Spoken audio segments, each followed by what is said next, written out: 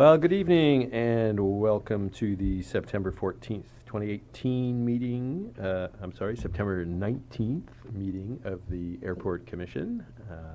Roll call, please.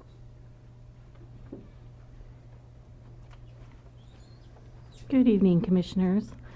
Karen Kahn, Kirk Martin, Here. Craig Arcuri, Here. Carl Hopkins, Bruce Miller, Here. Jim Wilson, Here. Paul Bowen. Here. Thank you. And of course, we'd like to welcome our new interim airport director, Aaron Keller, to his first directing his first Airport Commission meeting.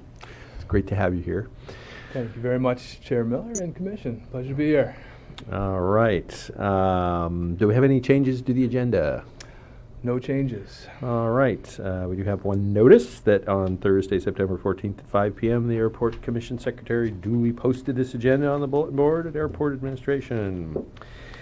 Which brings us to public comment. Any member of the public may address the Commission on a matter within its jurisdiction. This is for general comment. Specific item comments come with the item. Do we have any speaker slips? There are no speaker slips, Chair. All right. Thank you. On to our liaison reports. And it looks like we're joined by our City of Santa Barbara liaison, Councilmember Jason Dominguez. Welcome. Thank you. Hello, everybody. Thank you for having me. I have nothing to report from council, but I'm here to take any information you have other than what's on the agenda back to council. Anything that I need to convey to my colleagues, or is everything going smoothly? We think it's going well. Good. No news is good news as far as I'm concerned. Please obviously reach out to me at any point if there's anything I can do. Thank you very much. What's that? We do. Thank you. Thank you. All right. Thank you. And it takes us to the consent calendar. Any changes to the consent calendar? No changes to report. All right. It is composed of waiving the reading and approving the minutes. The property management report, a lease agreement with Zymbit Inc., and I believe that is it. Do we have a motion to approve the consent calendar? Motion to approve the consent calendar. Second. All in favor of approving the consent calendar? Aye. Opposed? All right, thank you. The consent calendar approved. And item 7, an administrative report on the Northeast Apron Rehabilitation Project. Do we have a presentation? So Ta-da.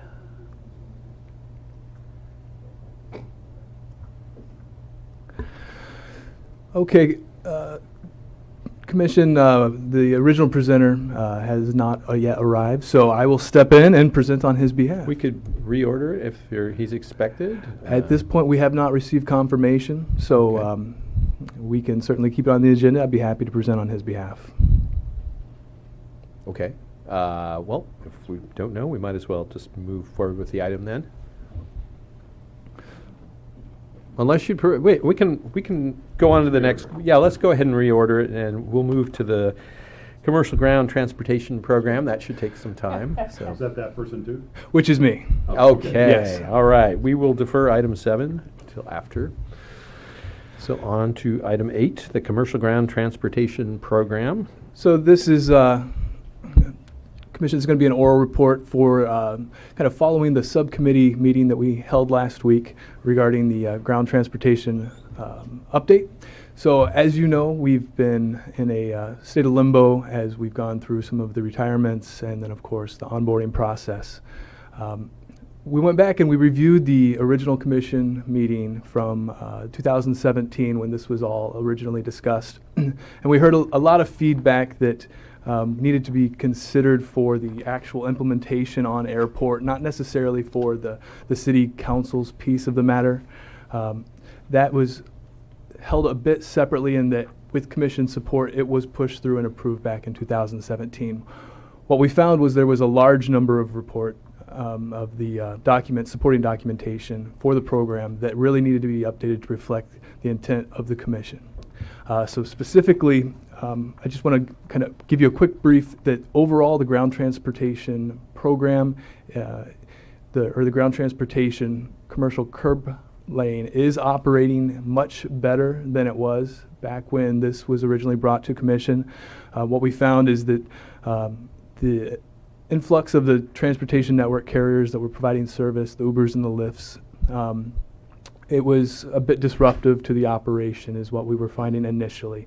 So we needed to shape a ground transportation program, which I believe Mr. Lincoln's approach was to shape this to help kind of appease some of the concern that was taking place from this new type of transportation. It was a bit more than I think that the commission had a palate for at the time. So what we've done is we've gone through and we've been working with our city legal division just to try to make this reflect the intent of where we stand today and the feedback that was received in the 2017 commission meeting. So real quick, one of the first items that we heard was that the fee structure was not conducive to continuing the on-demand taxis, which we all see as a very strong and valuable piece of the ground transportation system, and that looking at this for a $1,000 annual fee was not sustainable for that operation. So what the commission had asked was we break that down into quarterly fees, which we've agreed to do. So as we have the fee council that will be blessed by council, ultimately as we will present to council and hope that will be blessed, it will have the quarterly fees as requested. And there were some other considerations specific to the vehicle age requirements, as we have clearly seen demonstrated on the commercial curb front. Setting a 10-year age requirement we did not feel was appropriate, as we have heard also from the providers themselves and the commission, so that has been struck as well. And then there were some inspection criteria that we wanted to kind of leave with the Santa Barbara Police Department, as they're currently performing their annual inspections for the taxi cab permitting process, whereas airport staff was also performing the inspections. So that has been eliminated from the program as well. We also wanted to address some of the dress code concerns, knowing that we are Santa Barbara and we typically have the dress of Santa Barbara in our Mediterranean climate. We recognize that the individuals who are driving these taxi cabs, we need to take a closer look at that. So we're working through exactly what that dress code will be, but essentially we're looking at a business casual type of attire. And that was kind of in regards to the shorts comments and things of that nature. So I think we're going to be able to address that as we start to implement through the on-demand conditions of permit. So with that, we have the commercial ground transportation program that was finalized in 2017. The other documents, as I said, are still in legal's hands, and I'll anticipate having those back by October, give or take, depending upon the review period, at which point we'll go ahead and implement the new staging requirements for our transportation network carriers. That's actually going to be located over at the Northeast Hangar. So we'll have a first in, first out staging methodology that will basically call the first TNC provider that enters into a geo-fenced area. The first one in will be the first one dispatched out. This is going to be managed through a software program that's provided by American Association of Airport Executives. It's their app-based transportation program, and essentially it will allow us to, it will give us the tools to manage the program, monitor compliance, and really study the data analytics of what the transportation network carriers are doing at our facility. Some of the other bigger items that we were looking at from the original commission meeting was the ground transportation officer piece of this, the GTO as it was referred to. It was a 7-day-a-week, 16-hour-a-day positioned right there on the commercial curb. As staff started to look at that, we really understood that we have that resource in our airport security division already. We have security aides who actively work the commercial curb front and the passenger curb front, and we feel that by adding an additional staff member to the security aid workforce, that we can significantly reduce the overall cost of the program from 16 hours a day, 7 days a week, to just one additional not FTE, excuse me, but one additional 20-hour-a-week position. And we also had another promotion that took place, and that an existing traffic aide that was working the curb front has now become a senior to kind of lead the effort.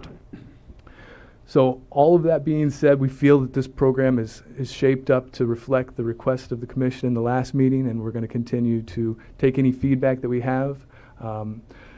We met with the Ground Transportation Subcommittee, and many of the comments that we had received in that meeting were supportive of the changes, and I just wanted to kind of present that to the commission as a whole and see if there was any more questions or feedback that I could offer kind of with the requests that were put in place in 2017, and recognizing that it's been quite a period of time since we spoke on this. As the director mentioned, we did have the meeting last week on the Ground Transportation Subcommittee. I think we spent an hour and 15 minutes or more going through it in significantly more detail. Another item that I'm not sure it was mentioned was in the original plan there was a concept of having transponders, which are the vehicle identification, tracking, which would have required infrastructure and so forth. So that's sort of been deferred. And I'd say kind of overall, I think we really commended the amount of work that went into kind of refining the plan. It's kind of pleasing to see the kind of the overall management costs being reduced, partly through the removing the dedicated GTO and the infrastructure for the transponders. So that was good to see. The other observations from our subcommittee? From the subcommittee, yeah. I believe that the direction that this is going is very positive. It's very conducive to continuing the work with the taxis, making it easier for them to comply and also be on a more even playing field. And we were very pleased as a subcommittee to see the direction that is going. And then also the geofencing area for the Uber and the Lyft drivers, I think is going to be a big improvement, because those guys were all over the place in places they shouldn't be, trying to get close to the airport. So I'm glad you're addressing that issue. That's correct. We wanted to focus really on what we can use to manage the program effectively, and looking at the large capital investments for what we saw to be speculative enforcement really didn't seem appropriate. So we appreciate the support of the subcommittee on that. And with that, that would conclude my presentation if there are any additional questions. I have a question. When this first came before the commission, there was an allusion to a number of problems that it was to solve, but it was never clear quite what the problems were. So the initial feedback that I've received on the problems has been really kind of the rub, so to speak, with the new transportation options that are making it much more difficult for the profitability of the on-demand operators that are out there providing the on-demand service that our passengers have requested. So it was more, I think, at least my interpretation of it has been, it was more of just kind of the discomfort of the new era of ground transportation, whereas right now the complaints and the feedback that we're receiving is things seem to be operating much smoother from the on-demand drivers. How will the operation change under this new scheme? So the operation itself will remain largely the same for the on-demand operators, where they'll still have the same policies and procedures that we have today that are just somewhat modified to reflect the new program. But more specifically, it's going to be the individuals that are coming out on a prearranged basis, which includes prearranged taxis. This is going to be the shuttles that were discussed, and it's going to be the bus operations, and those that are coming out and using the airport for maybe just one operation, one drop off or one pickup. And it's really going to hone in on the fee structure to kind of equalize the playing field for the on-demand operators and for those who are offering prearranged services. And the fees for this will cover the cost, but will there be anything surplus?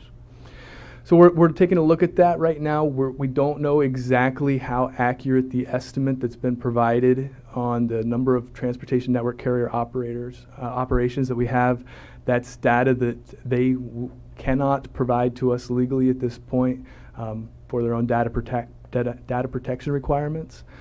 So it's really kind of a best estimate of the number of operations that we've seen. So once we can see what the revenues generated from the TNC piece of this equation is, we can really start to balance that with the cost of the regulation of the program with the cost to regulate the program. Okay, so the benefit to the airport is just going to be a wash in dollars, but the benefit will actually be smoother operations at the terminal. That is absolutely the intent. Thank you. We should also discuss on the fee schedule, or the schedule for the fees, what your plans are for that. You had mentioned October for beginning the implementation in our subcommittee meeting. So initially we were shooting for October 1. What we're finding as we're going through the legal review that it's going to take just a bit longer than anticipated.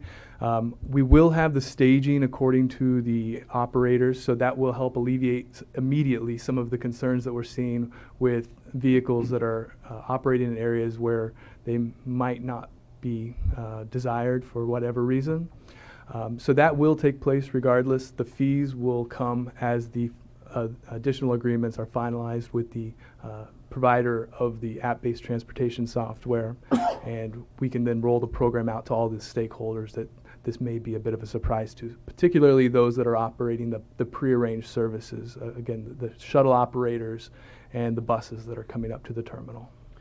And your plan for outreach to those other stakeholders as you approach, rolling in the fees?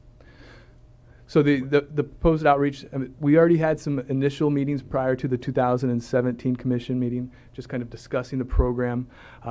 Again, a lot of that, the overall overarching guidelines of the program haven't changed, so they have been briefed. It's going to be more of a stakeholder outreach to say that, we're looking forward to, the implementation of this program just as soon as we can finalize that date. And then we'll get all the stakeholders together, answer any questions, have a little public outreach. So if they have any concerns, comments, we can then flush that out before actual implementation. All right, thank you. Bruce, you had some questions? Yeah. So first, I just want to understand some acronyms. And I realize what I'm going to say is simplistic. It may not cover all of them, but a TNC is Uber and Lyft, or their ilk. That's that accurate. Sounds bad. It's a roughly equivalent to Uber, Lyft, and anything else like that. An app-based ride where you go, come and get me. That's a TNC. Network operator, or what does that stand for? Transportation Network Company. Okay. And we, in the industry AAAE, who provides a lot of the overall guidance for this, they're now using the terminology rideshare. And that's going to be the terminology we use in the signage that we place out and about throughout the facility. TNC is kind of going out and rideshare. TNC is more of an industry-specific term, whereas the public looks at it more as a rideshare. And then on demand, is that a taxi cab?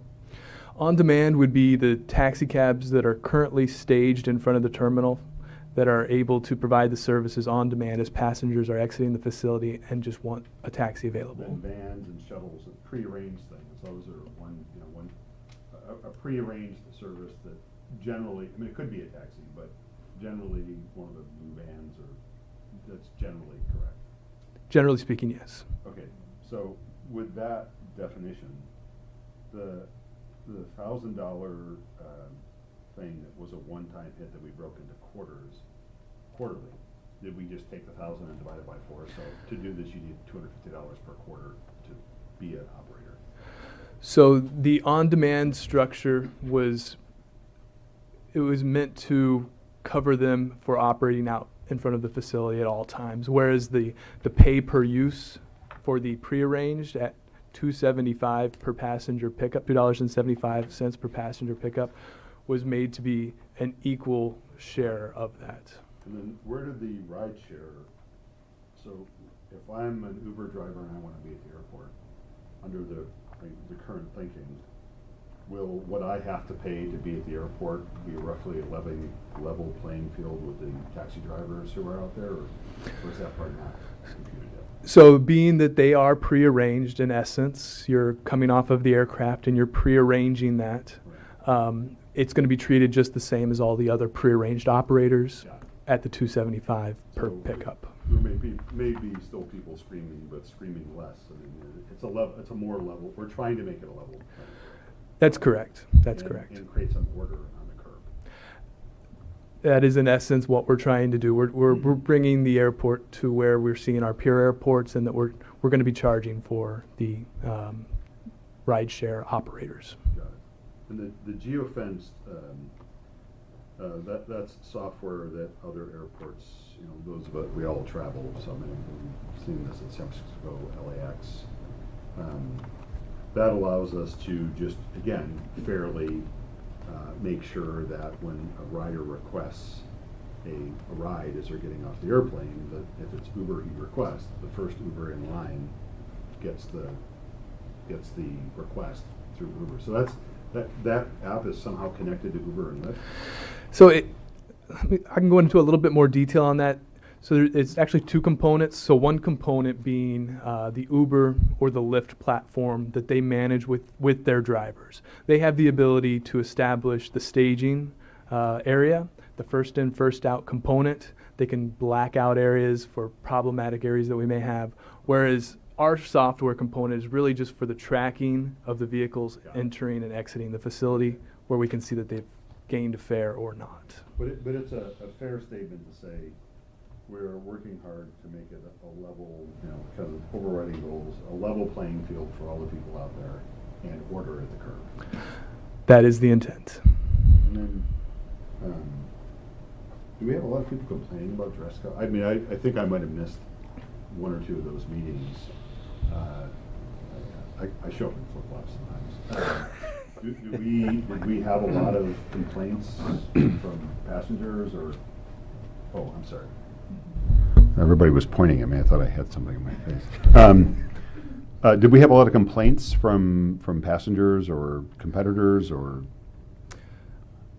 So since I've been at the facility since December, I can think of two instances where I've heard comments regarding clothing, appearance, but it's never been anything specific to sandals, anything of that nature. It's all much more egregious type complaints that we've been able to hash out with the individuals, whereas we wanted to focus really on if there's someone who's not presenting that business casual appearance that's generally accepted amongst an on-demand operator or any operator for that matter, that we would be able to address those bigger picture concerns as opposed to sandals, shorts, things of that Got it. nature. I don't believe, and I could refer to the team here, but I don't know if there's been anything specific to. So we're not likely to be that. standing out there with a dress code violation saying that, Correct. That is not that the sounds a intent. little overboard. The actual intent of the change is to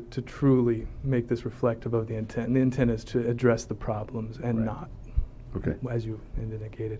thanks. You're welcome. Yeah, and unfortunately, we don't have the rate schedule, but it was included in the resolution that was passed by council back last year, I believe it was, or earlier this year. And that rate schedule is still as it was when last we saw it. So the rate schedule remains exactly the same with the exception of the annual to quarterly fees. What we found was that was not actually put through by council, so we will be presenting that to city council, but it remains unchanged from the annual to quarterly. All right. Any other questions? Excellent. Thank you. See, we have been joined by our City of Goleta liaison, Councilmember Bennett. Do you have any liaisoning reports to give us? Not this evening. Okay, thank you. But we appreciate you joining us. All right, back to our agenda. Has our Northeast Apron Rehabilitation presenter arrived? No? Chair Miller, no, unfortunately not. Okay. I apologize. All right. Well, we'll move on to the airport media plan and then see if where we go from there. Okay, with that, Deanna will be happy to present the air service marketing for fiscal year 2018-2019 presentation. Alrighty. Good evening, Commissioners. I'm here this evening, obviously, to talk about our media plan for the coming year, but I would like to put that in the context of our overall marketing plan, which supports air service. And actually, at the last Commission meeting, of course, you received a presentation about our air service development efforts. And this very much dovetails into that. When we are, for example, meeting with new carriers that we would like to attract, part of our offer to them is what will we do in our market to support the air service when it comes.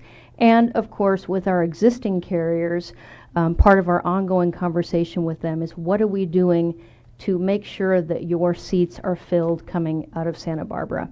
So with that, I'd like to just remind a little bit where we were a little more than a year ago. In the spring of 2017, we developed and approved a new strategic marketing plan that we have a year's worth of experience with now. So it was a 2-year plan.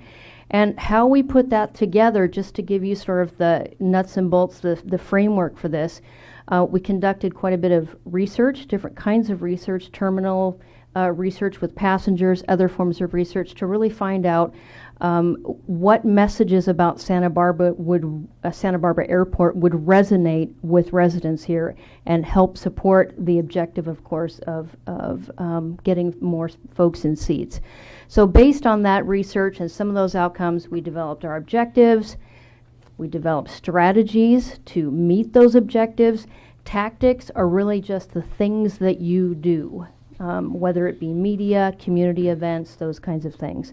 And then after you do all those things, you evaluate them for their effectiveness to the greatest degree possible before you loop around, make changes, recalibrate, and move forward. And so that's what we've done, and I want to talk about where we are moving forward in this fiscal year.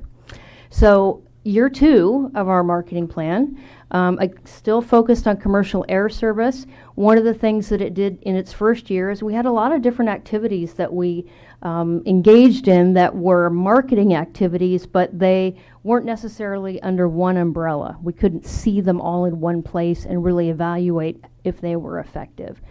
The other thing that took place in our first year, of course, is we hired a marketing firm to support us, not just any marketing firm, but they've been here and presented for you, that were experienced in commercial air service, so very specific to our objectives. And one of the other things that, of course, was very important to us is we have very limited resources for marketing. We really need to make every dollar count, and we reallocated those resources to make them work more effectively for us. So our marketing objectives, we've revised them a little bit. We've streamlined them, shall we say, and a lot of that is based, again, on ongoing research that we do. We are working hard to really establish that brand identity for Santa Barbara Airport as a convenient, affordable air service alternative, and one that is sort of uniquely appealing as a Santa Barbara experience. We've kind of gotten to the heart of what that is. We focused our marketing investments on things that we can actually show a return on investment, and we've talked a little bit about that this year as well with our internet advertising. I'll talk more about that. And then, of course, we can't pay for it all, but we can take advantage of some of the really great relationships that we have with local media, and they help us convey messages that reinforce that same brand identity we're working for. And of course, without the general support of the community as an economic driver here, it's hard for us to succeed.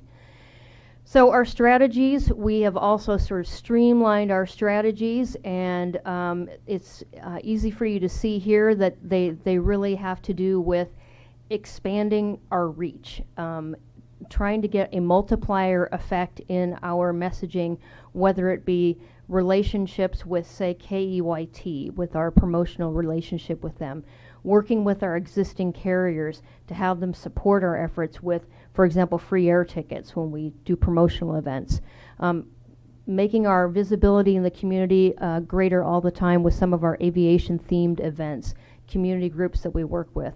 The one here, too, that we've talked a bit about is really trying to find that right approach to contrasting Santa Barbara Airport with our main competitor, which is LAX. I think we've really seen that the data bears that out, and that's one thing that we really have needed to take advantage of, particularly in the social media space. So tactics, this is the nuts and bolts of what we do. Ongoing research, obviously, very targeted advertising. This year now we have just started the redesign of our flysba.com website. Will be very streamlined. There's going to be a lot of content that goes off of it, and we keep the real meat of the matter that drives people to the site. We're becoming more and more effective on social media all the time. And we continue to nurture those relationships with Visit Santa Barbara and with Goleta Chamber in tourism promotion and those types of activities.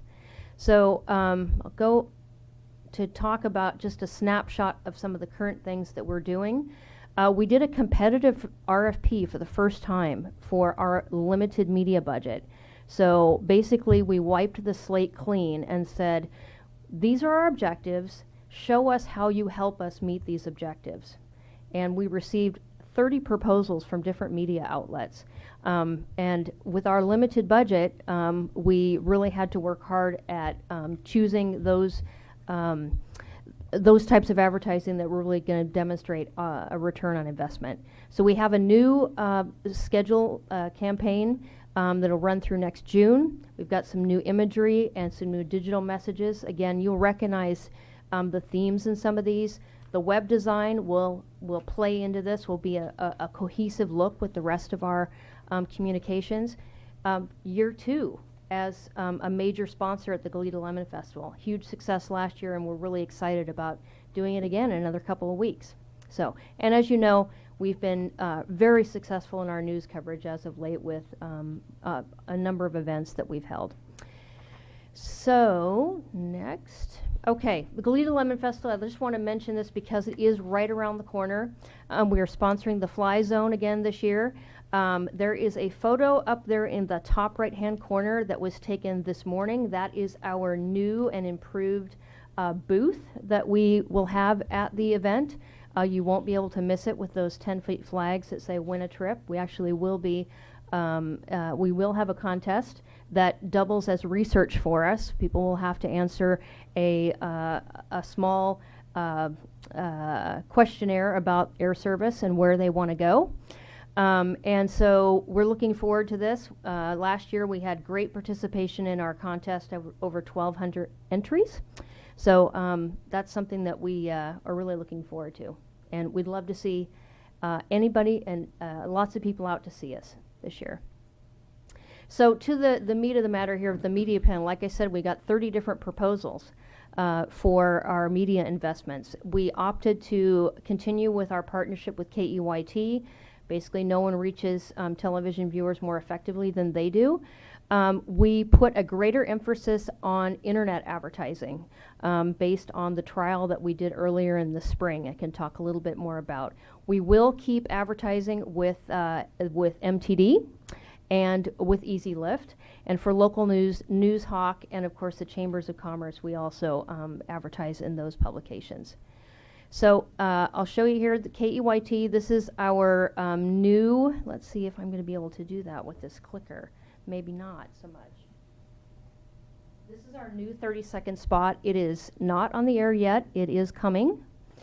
And it's just part of the overall partnership where, again, we are sponsoring the weather. And so down in the left-hand corner, and volume.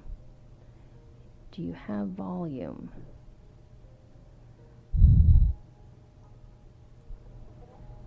And it's over so fast. This is a 30-second spot, and we just finished it. You can play it again. That 30 seconds goes awfully fast, doesn't it? Well, it's a shame that you don't have much audio there. We intended for you to hear the audio on it. But you'll start to see that soon, and if it's like the spot that we did earlier last year, you see it a lot, you start to recognize it, and we're looking forward to doing that. Okay, then for our major initiative here, really moving into the 21st century with internet advertising. We've talked about this quite a bit, and this is essentially when we have folks that are looking to schedule a trip. They are real time. They are being served up banner ads and video clips of different types about SBA. So if you have an IP address that is in our catchment area in the Santa Barbara area, and you're looking, for example, for a flight from LAX to Phoenix, well, there's a good chance you're going to get an ad about SBA to Phoenix. The thing that is great about this, of course, is that it's trackable. The first campaign, of course, that we did, we tracked them from the impression phase, where they're actually just seeing the ad, clicking the first time through the ad to the SBA website, clicking again through to an airline website, and actually booking a trip. So we can convert that to actual purchase tickets. That gives us a great ROI. And it also helps us in planning our advertising, because we know, well, when are people out looking to book trips? So we can target the advertising during exactly those periods. So here's an example of one that you'll see, non-stops, not stress. Again, these are messages that we've really shown to resonate with people. I think the next one we'll show here is our most popular message. Amazingly, our don't LAX, relax. People love this message. So this is NewsHawk, a local news source, and this actually is running already. So any questions at this point? MTD is the only thing I didn't have to show you. We're still working on the creative for that. But we're pretty enthusiastic to see how this plays out, and look forward to coming up with a continuation of this marketing plan next year. So happy to answer any questions you might have. Great presentation. Thank you. Questions? I notice you do the booth at the Lemon Festival staffed with volunteers. Are airport commissioners eligible? Absolutely, absolutely. Yeah, it's all employees typically that are out there. Sometimes we get our kids to come out there too. And we actually have a special T-shirt that we have developed specific for the event. So with our marketing slogans on it. So happy to have you. It'd be great. We have a lot of fun. It's really one of the best things I think that we do as far as interacting with the community, because it's like a 2-day-long focus group, just talking with people about how they feel about the airport, travel, where they want to go. People love sharing their experiences, and it's just a lot of fun. Great. Any questions, comments? All right. Yeah, Deanna, good job. Thanks. Yeah, I think our message is getting much more refined. And I know I remember saying this because I had the same reaction when that marketing company did the Don't LAX, Relax. That is awesome. If you've ever sat on 101 getting to LAX, to then stand in the security line at LAX with all the other grumpy people, that's right on point. So the Goleta in Santa Barbara Chambers, we advertise in some publications they have? Yes, they each have publications. Goleta Chamber also has an email newsletter that we participate in a couple times a year as sort of a main sponsor. So yeah, those are more targeted, of course, to our business community, and supporting our tourism partners. So it's a more limited part, but it's still a good component for us. Do they participate at all? And so they have a vested interest in having the business community have an easy way to get places and people coming here to do business. Other than us paying them to place things, do they participate in some material way? Well, I really would have to sort of toot the horn for Visit Santa Barbara, because Visit Santa Barbara they are absolutely our partner in everything we do. As soon as we have an inquiry, for example, from a new carrier coming in, they're with us at the table where we're talking about the marketing we'll do to put Santa Barbarans in seats, and they're talking about what they're going to do to get folks coming into Santa Barbara.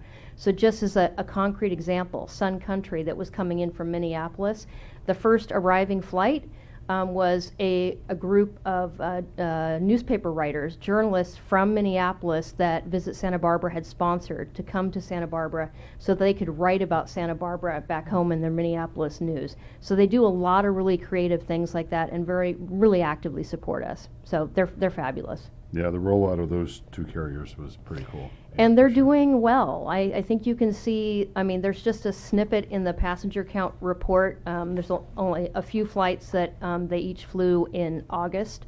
But just based on those first flights, which is just getting started, Sun Country had about a 78% load factor or seats filled, and Frontier was about 72%. So, you know, they're off to a good start for sure. I have to imagine in the wintertime the folks from Minnesota are going to hopefully flock to Santa Barbara. Cool. Thanks, Deanna. Any other questions, comments? All right. Well, I guess that will take us back to our much anticipated Northeast Apron Rehabilitation Project update. So, Commission, I'll step in for this presentation here. I'm very familiar with the intent behind this, so I'll step up to the podium.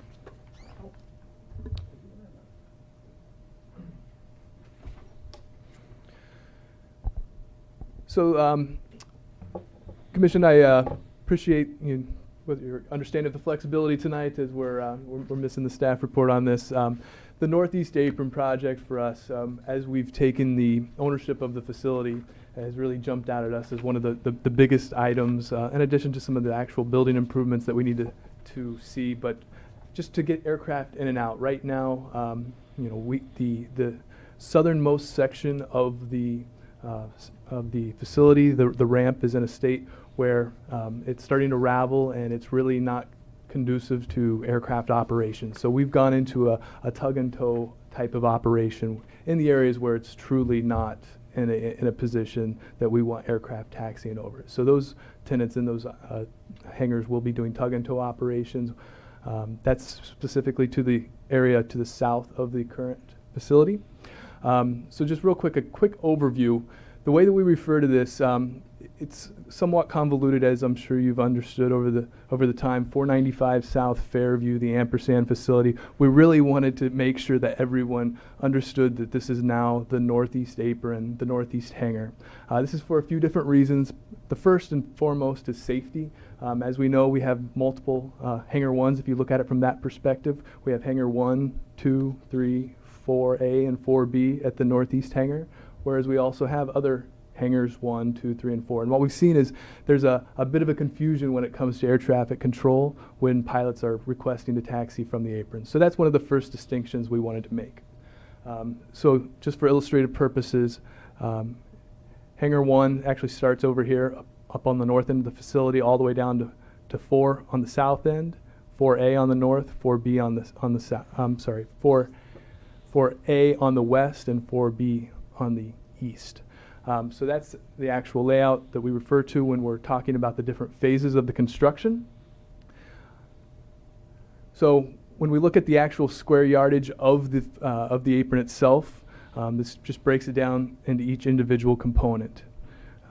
Right now for us, as we're starting this construction, we were looking at hangars 1 and 2 specifically. And as you can see, that's a little over 9,000 square feet that we were trying to take care of with our initial FAA grant. And so overall, brief history of the facility. Tenant occupied, maintained since 1966. The pavement sections vary. There's not a lot of understood subbase from the initial samples that were taken, so it's going to turn into be much more of a full-on construction than perhaps just a mill and cap. However, in some areas, we do believe we will be able to mill and fill some of those areas. And this is not really a good image. I'm going to go ahead and skip ahead to the next slide here that gets into the details of the work that's going to take place in October. So first and foremost, we went to the FAA with our first grant application, and we were awarded a $1.8 million grant for the construction to Granite Construction. That took place on August 14th, 2018, and that took hangars 1 and 2 only. So we were looking at some deficits that currently existed on the 3 and 4 areas as well, hangars 3 and 4. But more specifically, the FAA has came out and they've said that there's supplemental funding available, as we've talked about before. So the airport applied for supplemental AIP funding. That grant is still in process right now. We've received verbal authorization from the FAA that they intend to award that to us. And that's a very substantial grant, as you see here, at $419,000. So we're very thankful for the FAA's cooperation in that. And that, as we've been discussing with the FAA, speaks to the ability of our engineering team to really get out ahead of these projects and complete them ahead of time. The FAA really wants to see the money that they allocate for these projects spent successfully, and our team has illustrated that they're capable of doing that. So they awarded the $419,000 grant. That allows us to take care of the Hangar 3 apron. That's essentially right in front of where FedEx is operating today and where they're occupying the facility. And then we have Hangar 4 and Taxiway Delta. Also, as I spoke to, will need additional work. $3.2 million is just an estimate. We don't have the exact time frame on that. We'll be looking at that next year as additional funding becomes available. But we also have an additional supplemental application that we could explore that would become due on October 31st. So being that there's a few phases for supplemental funding, the FAA's making that available into 3 individual years. The first deadline for the first supplemental was what we took advantage of on August 3rd. And then the next deadline for year 2, or the next federal fiscal year, comes due on October 31st. So let me just back up real quick before we get into questions. I just want to say that we've been working very closely with our tenant Signature and Atlantic over there, and FedEx as well, as we start the phasing of this project. We know there's a lot of activity coming up in the month of October, so we've delayed this slightly to accommodate some increased traffic that we're expecting during that time. Additionally, all the aircraft that are currently stored in that hangar are going to have to be relocated outside for obviously the pilot's use or owner's use. And so another phase of this that wasn't covered within the presentation is going to be the slurry seal that's going to have to take place within the Hangar 4 area that will allow that to be usable, so we don't have to worry about the tug and tow operation that I was mentioning before.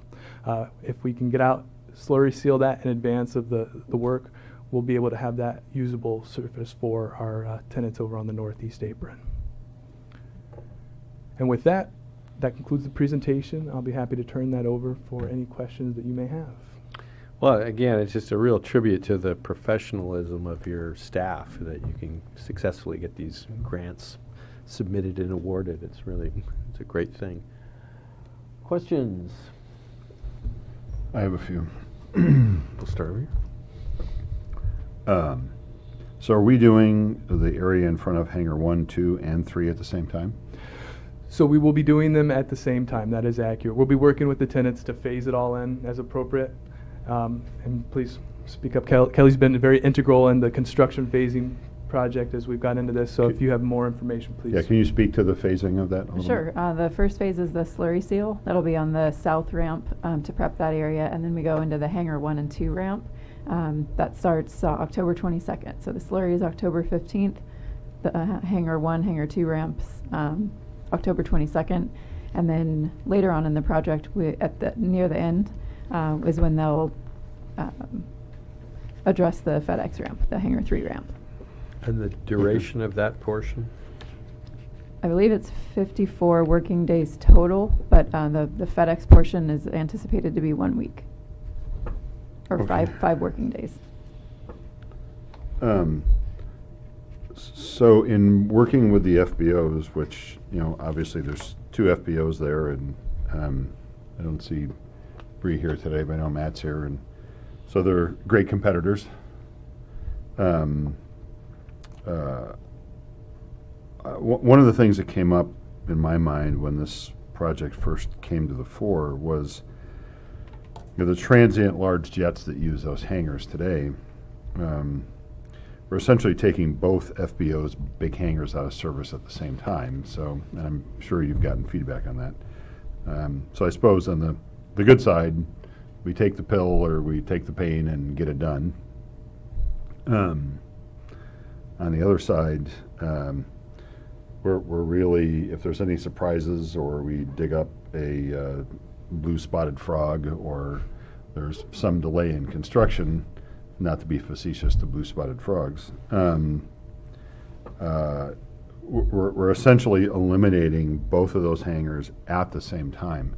Was there any consideration, and I'm sure from a cost efficiency perspective, I think I anticipate what the answer would be, but was there any consideration given to doing that in an approach and negotiating with the two competitors to say, hey, we're going to make one unusable and you guys will have to share the other one, and then we're going to flip that, or was that just not possible?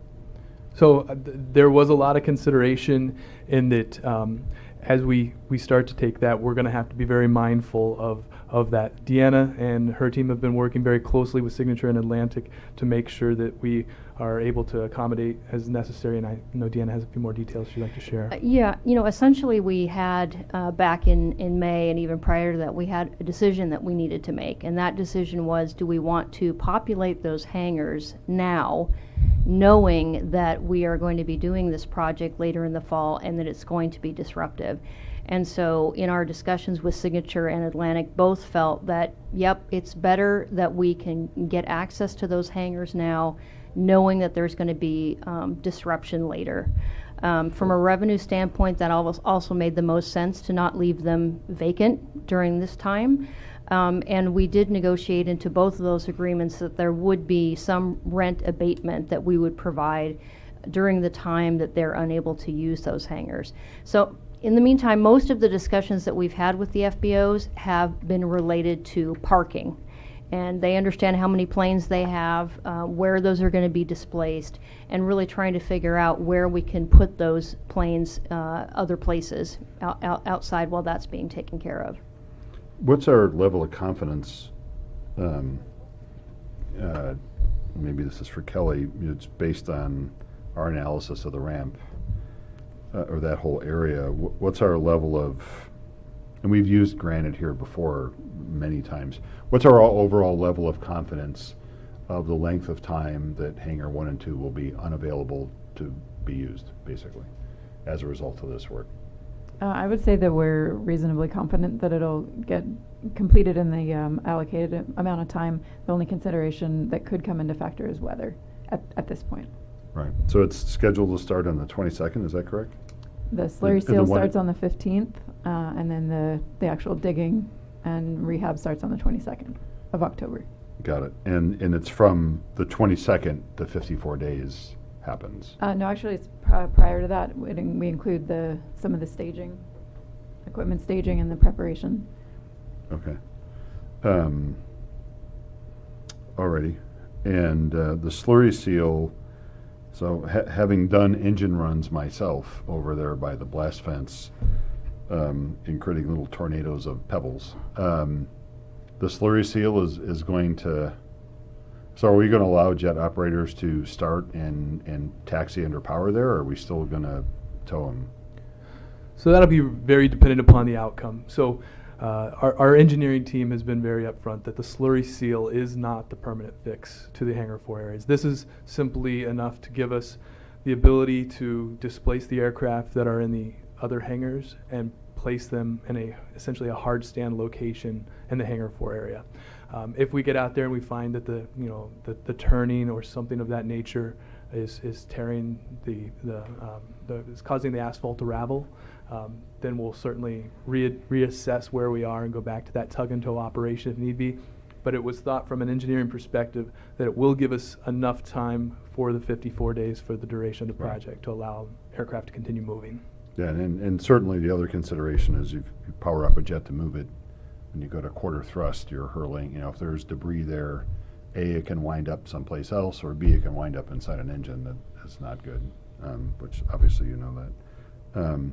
Okay, and is the, so 1 and 2 will happen, and then, so the slurry steel starts on the 15th, 1 and 2 happens on the 22nd, and then at some point later, the in front of 3 happens for FedEx, and obviously that's also another critical business operation.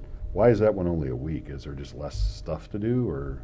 They don't have to go down as deep. It's a mill and fill in that area. It's 2.5 inches of depth as opposed to up to 28 inches on the hangar 1 and 2 ramp. Good Lord. Okay. And then at some late, and so when the FedEx ramp is done, then what? That's over. That encompasses the 54-day kind of project, and then the fixing the hangar 4 area, 4A and 4B in the area you're going to slurry steel. That's to be determined later when the FAA coughs up or approves our grant at a later date, which we are optimistic will happen. We are optimistic that will happen. Okay.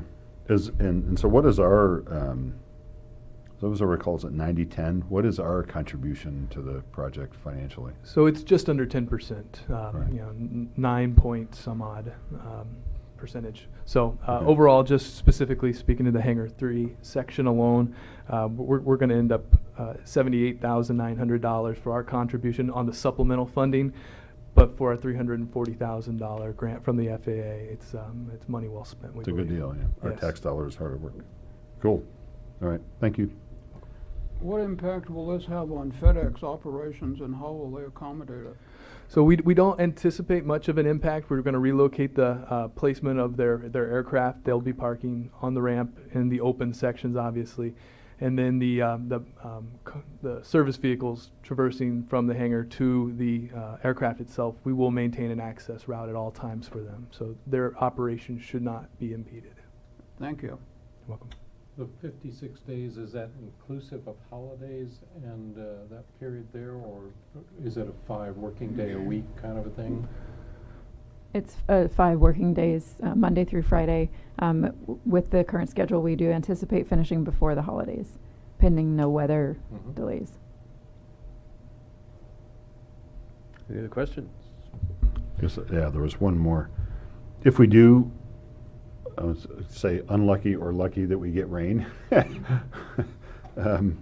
Every place else in the community would probably love to get the rain. Obviously there's a delay because of inclement weather, but is there some panic period of time when, because of the material that's been put down, that the water comes and it dilutes or somehow damages what we've done and we've got to rip it out and they have to cover it up quickly, or is that really just not a consideration?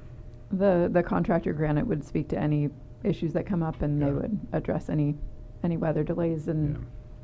get us back on track. Cool. All right, thanks. And our experience with Granite has been very positive in prior projects. Right? Correct. Very positive. Thanks. I would also just add to that, Granite out here just completed the 725 rehab for us, very successful, completed on time, right on budget. So we expect the same level of performance, and we have no indication otherwise. Okay, great. Well, thank you for that presentation. And I guess you can move along to the director's report then. Very good.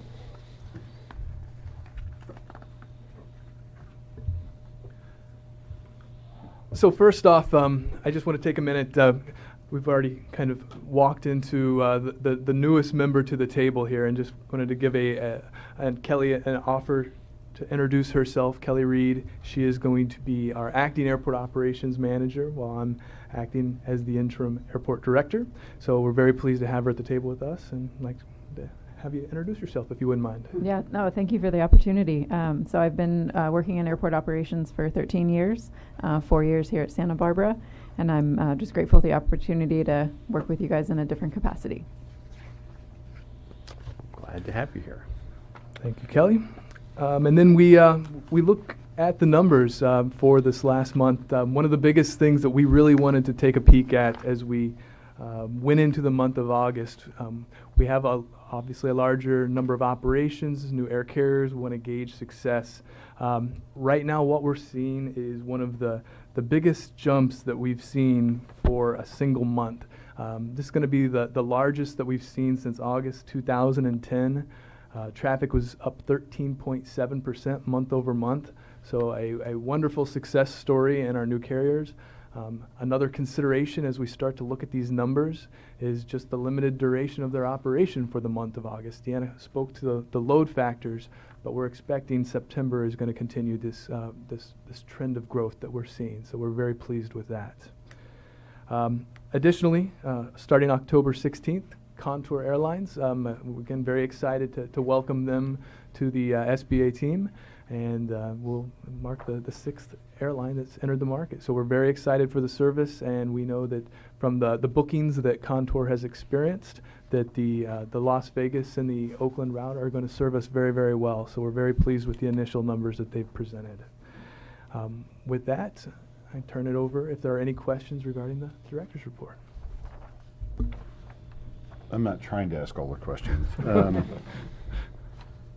So with two new carriers and Frontier, kind of doing their thing, have we experienced any issues, ground ops in the terminal with the tower, just in terms of, hey, there's more movement over there, more people coming and going, more airlines pushing back and moving forward? Have we experienced any issues at all? Any oops, any almost oops, any operational issues? Overall, I would say it has gone successful. We have had a few minor oops along the way as we have new staff members who are learning the ropes with new organizations. So we've done a lot of outreach through the training for ground vehicle operators in the area, for the pedestrians in the area, to make sure they're familiar with the security requirements that are necessary for a facility like ours. I would say that probably the most prevalent item that I would like to just bring to the attention of everyone would just be the increase in noise activity. Quite clearly, anytime we have larger aircraft at a higher frequency flying in and around the area, it piques the curiosity of our neighbors. And we're really conducting a lot of outreach and internal kind of synthesis of the information to figure out what's going on. Kelly's played a very active role since she joined the team 4 years ago, and she's still actively working on it today. And I would say that that's something that we're looking at very closely to make sure that we can, through a lot of outreach and education to the airlines before they start operations, and then when we notice deviations from the voluntary procedures that have been set in place. So that's probably been the biggest change that I can speak to. Is that under Kelly's purview that noise complaints eventually wind up? And so I presume there's been some increase in those, or? Correct. Typically in the summer we see a higher percentage of noise complaints than the rest of the year, but we have seen what we're assuming is a direct correlation with some new service. Right. Is Sun and Contour, are they using the boarding bridges, or are they boarding on the pavement? So Frontier specifically is requesting a hard stand to accommodate their ultra low cost expedited boarding, implaning, deplaning process. Dual loading configuration was actually their desire. So they're parking at Gate 5 without the jet bridge. Passengers are walking, and then they can more expeditiously load and unload the aircraft by dual boarding, which is a bit unique. Front and back. Correct. Yeah, front and back.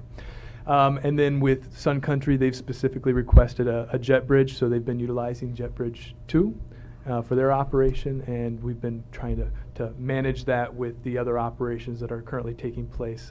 When we have the mainline Dallas American flight come back, we'll have a few more scheduling challenges over at the gate, but again, within our operations team, we believe we'll be able to manage the gate allocation and then look at some perhaps new technologies that we can leverage the technology to better manage that, and perhaps would provide more flexibility should a gate or a jet bridge go down for whatever reason.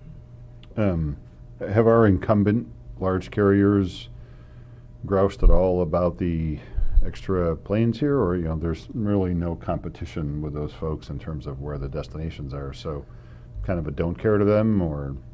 I would say overall the existing carriers have been extremely accommodating. We've done some shifting around of podiums, and every request that we've had to make to really just really squeeze people into a gate, they've really kind of stepped up to help us out and realize that this is for the benefit of the airport. And you look at their numbers, we look Americans down 4.19%, but we aren't seeing that as a direct hit from the increased competition. It's more so the down gauging of the aircraft to the CRJs.